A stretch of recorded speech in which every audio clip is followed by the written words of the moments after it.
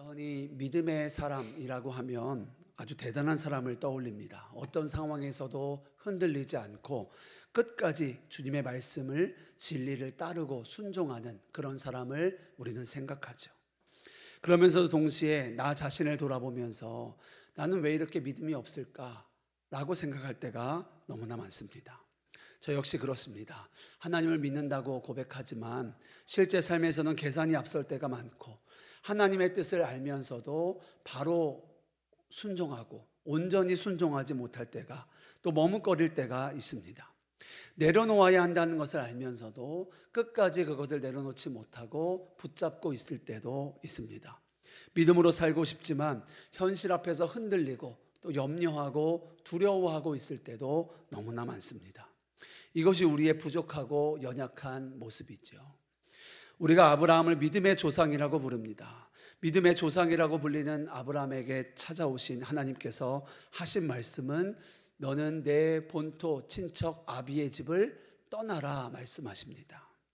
그리고 아브라함은 하나님의 말씀에 순종하여 떠났습니다. 이것만 보면 대단한 믿음처럼 보입니다.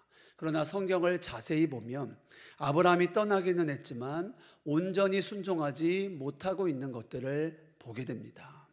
성경을 보면 그는 갈대아 우르는 떠났지만 지시하신 땅으로 가지 않고 도중에 하란에서 머물렀습니다. 뿐만 아니라 아브라함은 아버지 데라와 조카 롯의 식구들과도 함께 나왔습니다. 우리 말씀 읽어보겠습니다. 31절, 창세기 11장 31절입니다. 읽겠습니다.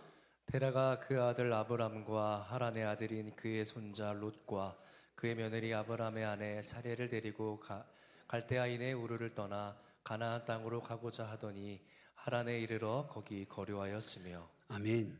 아브라함이 왜 그랬을까요? 한마디로 믿음이 그 정도였던 겁니다. 뿐만 아닙니다. 아브라함이 정말 믿음의 조상이 맞나 싶을 만한 상황들이 성경을 보다 보면 계속하여 나옵니다. 아브라함은 기근이 늘자 애굽으로 내려갑니다. 그곳에서 자신의 생명을 지키기 위하여 아내를 누이라고 속입니다. 그것이 2번이나 반복이 됐죠.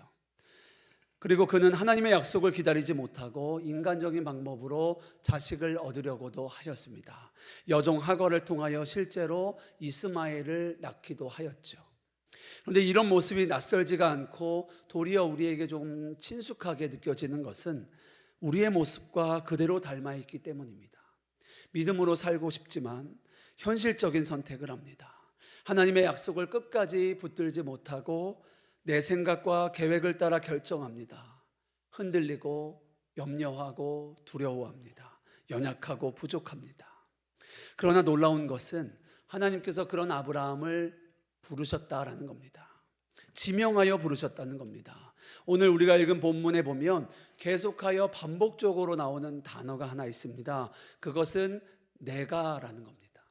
우리 창세기 12장 1절부터 3절까지 함께 읽어보겠습니다.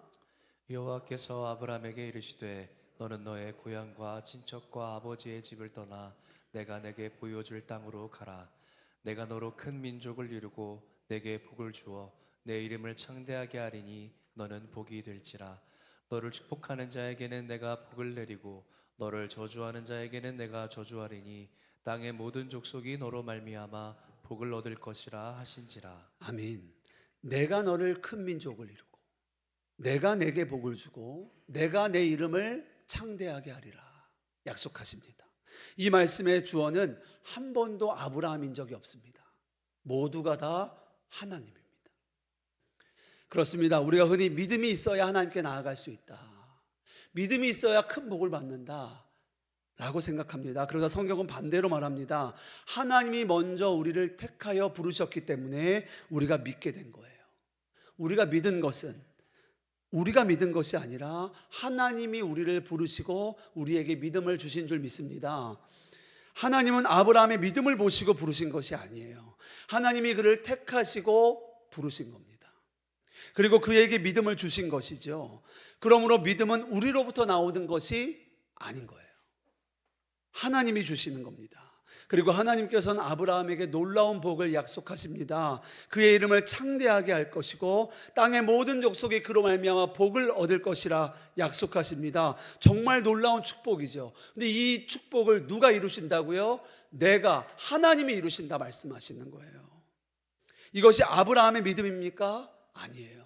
아브라함의 노력입니까? 아니에요. 하나님께서 이 일을 이루시는 줄 믿습니다. 그렇습니다. 하나님의 신실하심이 그의 언약을 이루시는 거예요. 성경을 자세히 읽어보십시오. 아브라함의 이야기는요, 실패의 연속입니다. 그러나 하나님은 그를 끝까지 믿음의 사람으로 세워가시는 거예요. 실패하고 넘어지지만 하나님은 일어나게 하시고 그를 회복시키십니다. 그리고 이 모든 과정을 통하여 하나님은 그의 믿음을 자라게 하시는 거예요. 처음에는 두려움 때문에 아내를 누이라고 속이던 사람이 아브라함이었습니다. 그런데 나중에 그가 어떻게 됩니까? 나의 가장 소중한 아들 이삭까지도 하나님께 바칠 만한 믿음의 사람이 되는 거예요. 여러분, 아브라함이 대단한 것이 아닙니다. 아브라함을 믿음의 조상으로 세우신 것은 여호와 하나님이신 줄 믿습니다. 그렇게 우리가 믿어야 하고 끝까지 신뢰해야 할 믿음의 대상이 누구입니까? 여호와 하나님인 거예요. 그렇게 우리가 끝까지 그분만 바라보아야 하는 겁니다. 하나님이 그의 삶을 붙드시고 믿음으로 세워가신 거예요. 그렇게 고향과 친척과 아비의 집을 떠난 아브라함은 15년의 긴 방황을 끝내고 이제 드디어 가나안 땅에 이르게 됩니다. 본문 5절에 보면은요, 거기에 마침내라고 말하고 있어요. 한번 읽어보겠습니다. 아브라함이 그의 아내 사라와 조카 롯과 하란에서 모은 모든 소유와 얻은 사람들을 이끌고 가나안 땅으로 가려고 떠나서 마침내 가나안 땅에 들어갔더라. 아멘. 이 마침내 가나안 땅에 들어가기까지 15년의 시간이 걸렸습니다. 마침내라는 단어를 쓴 것을 보면은요, 아브라함이 가나안에 오기까지 수많은 우여곡절들이 있었음을 우리로 알게 하는 거예요. 또 동시에 하나님께서 아브라함을 깨우치시고 설득하시고 인내하시고 그를 인도하셔서 아브라함을 순종케 하셔서 마침내 가나안에 들어오게 하신 것, 누가 하신 겁니까? 하나님께서 하신 것이죠. 이 모든 것을 하나님이 하신 겁니다. 사랑하는 여러분, 여기서 우리가 반드시 가져야 할 질문이 하나 있습니다. 그것은 나의 믿음이 충분한가가 아니라 나는 하나님께 붙들려 있는가, 우리는 질문해 보아야 합니다. 하나님께서 저와 여러분을 부르신 줄 믿습니다.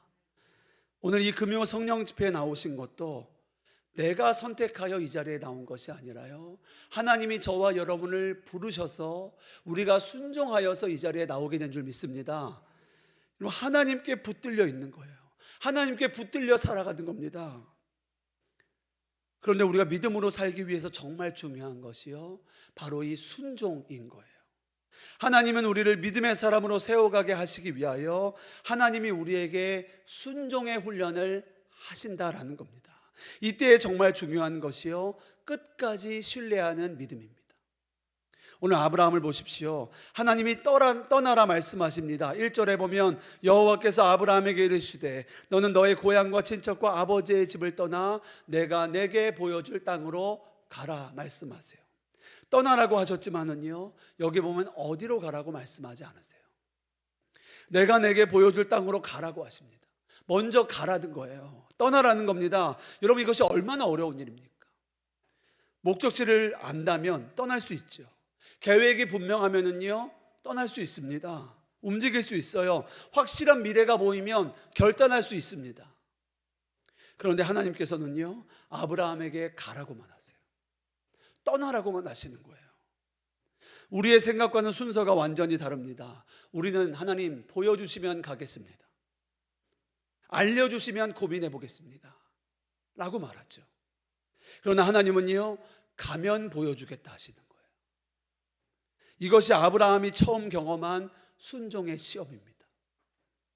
이 순종의 시험대 앞에 아브라함은 무엇을 선택했습니까? 4절에 보면은요, 아브라함이 여호와의 말씀을 따랐다라고 말합니다. 설명이 없습니다. 망설임도 없어요. 계산했다는 기록도 없습니다. 그는 말씀을 따랐습니다. 순종한 거예요. 그렇게 그는 하나님의 놀라운 역사를 경험하기 시작합니다. 무엇을 통해서요? 순종을 통해서요. 여러분, 이것을 분명히 우리가 알아야 합니다. 하나님의 역사를 우리가 경험하기 위해서는, 하나님을 누리기 위해서는요, 반드시 가장 중요한 것은 우리의 순종입니다. 그리고 순종하기 위하여 가장 중요한 것, 필요한 것은요, 하나님을 끝까지 신뢰하는 거예요. 모든 것이 이해되어서 움직이는 것이 아닙니다. 모든 것이 보장되어서 결정하는 것도 아니에요. 믿음은 하나님이 말씀하셨기 때문에 그분을 끝까지 신뢰함으로 순종하는 것입니다. 그것이 믿음인 거예요. 근데 여기서 우리가 중요한 한 가지를 알아야 합니다. 아브라함이 이렇게 순종하였다고 해서 그의 믿음이 바로 완전하여졌는가? 그렇지 않았다는 거예요. 앞에서도 보았던 것처럼 그는 순종하여 떠났습니다. 그러나 그는 하란에서 머물러 있었어요. 그는 여전히 염려하고 두려워하고 실패하고 흔들렸습니다. 순종했어도 연약했어요. 그러나 기억하십시오. 하나님께서 아브라함을 끝까지 붙드심으로 말미암아 그를 마침내 믿음의 조상으로 세우신 줄 믿습니다. 아브라함이 믿음의 조상이 된 이유는 그가 한 번도 실패하지 않았기 때문이 아니에요. 하나님이 그를 끝까지 붙드셨기 때문입니다. 사랑하는 성도 여러분, 오늘도 하나님은 저와 여러분을 붙드시고 계신 줄 믿습니다. 하나님이 저와 여러분을 인도하고 계시는 거예요. 그리고 우리에게 말씀하십니다. 우리에게 도전하십니다. 가라고 말씀하세요. 섬기라고 하세요. 순종하라고 하십니다. 내가 왜 해야 되는지 모를 때도 있어요. 우리는 이유와 목적을 다 모르지만 하나님이 말씀하시면 가는 거예요. 여호와의 말씀대로 간 아브라함처럼 말입니다. 그것이 순종이고 그것이 끝까지 하나님을 신뢰하는 믿음인 거예요. 오늘 아브라함은 연약하고 부족하고 넘어지는 아브라함도 그를 부르시고 이끄시고 인도하시는 하나님께 신뢰함으로 순종의 걸음을 걸었습니다. 그리고 하나님은 그를 끝내는 믿음의 사람으로 세우시는 거예요. 하나님, 우리가 믿는 하나님, 아브라함의 하나님, 이삭의 하나님, 야곱의 하나님, 그리고 저와 여러분의 하나님이 지금 우리가 보고 있는 이 성경의 하나님이세요. 하나님이 우리의 삶을 붙들고 인도하고 계십니다. 그리고 우리의 믿음을 세워가고 계시는 거예요. 우리의 믿음이 여기까지 오게 한 건 아닙니다. 하나님의 열심이 우리를 여기까지 인도하신 거예요. 아브라함을 보십시오. 그는 온전히 순종하지 못했습니다. 중간에 머물렀고 돌아갔고 실패했습니다. 그런데도 어떻게 마침내 가나안에 들어갔습니까? 하나님이 포기하지 않으셨기 때문이에요. 하나님이 그를 끝까지 붙드셨고 하나님이 기다리시고 설득하시고 그를 이끌어 가셨기 때문입니다. 이것이 바로 하나님의 열심인 거예요. 사랑하는 성도 여러분, 우리도 다 그렇게 구원받지 않았습니까? 우리가 열심히 믿어서 구원받은 거 아닙니다. 우리가 잘해서 여기까지 온 것도 아니에요. 하나님이 우리를 포기하지 않으셨기 때문에 저와 여러분이 지금 여기까지 오게 된 줄 믿습니다. 우리가 주님을 찾지도 않을 때에 주님이 먼저 우리를 찾아오셨어요. 우리가 넘어져도 하나님은 우리를 끝까지 포기하지 않으셨습니다. 우리가 흔들려도 주님은 우리를 붙드셨어요. 우리가 도망할 때에도 하나님은 다시 우리를 불러 세우셨어요. 그래서 성경은 말합니다. 이것이 하나님의 열심이요 신실하신 하나님의 역사라는 거예요. 반드시 그의 일을 이루시는 겁니다. 우리 말씀 빌립보서 1장 6절 말씀 같이 읽겠습니다. 너희 안에서 착한 일을 시작하신 이가 그리스도 예수의 날까지 이루실 줄을 우리는 확신하노라. 아멘. 사랑하는 여러분, 이것이 우리의 소망입니다.